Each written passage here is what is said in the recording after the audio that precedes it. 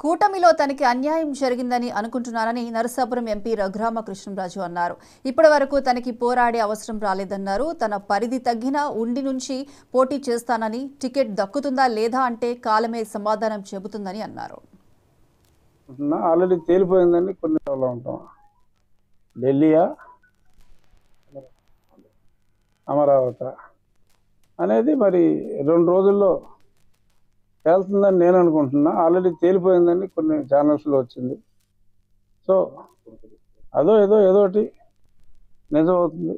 కేంద్రమా, నేను కోరుకున్న కేంద్రమా, ప్రజలు కోరుకుంటున్న రాష్ట్రమా? ఎందుకంటే మెజారిటీ పీపుల్ మీరు అసెంబ్లీకి రండి, మీరు స్పీకర్ స్థానంలో ఉండాలి, కొందరు అలా రకరకాలుగా ఏదో సోషల్ మీడియాలో వస్తుంది. ఏమో మరి నాకు నేను కోరుకునేది అనుకున్నామని జరగవు అన్నీ, అనుకోలేదని ఆగవు కొన్ని, జరిగేవన్నీ మంచికని అనుకోవటమే మనిషి పని. అది సో ఆత్రేయ గారి సినిమా పాటది. ఏ సినిమా? మురళీకృష్ణ. సో ఆ పాటను నేను బలంగా నమ్ముతాను. చూద్దాం మరి దేవుడు ఏం రాశాడో, ఈ నాయకులు ఏం రాయబోతున్నారో 1-2 రోజుల్లో తెలుస్తుంది. ఒకటి నిజం, మరి ఆ న్యూస్ని బట్టి చూసినా, ఏ రకంగా చూసినా పోటీలో అయితే ఉంటాను, ఉండాలి అన్నది డిసైడెడ్.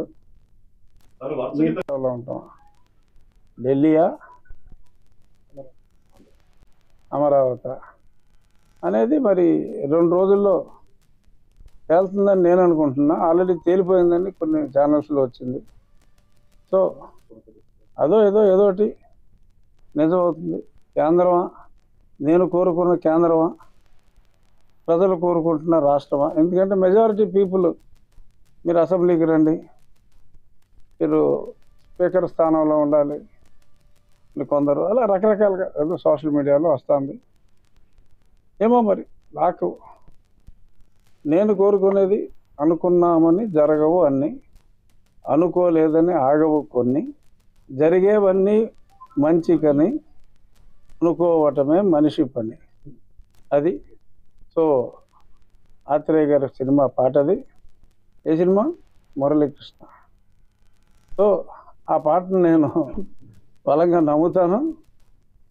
చూద్దాం మరి దేవుడు ఏం రాశాడో, ఈ నాయకులు ఏం రాయబోతున్నారో 1-2 రోజుల్లో తెలుస్తుంది.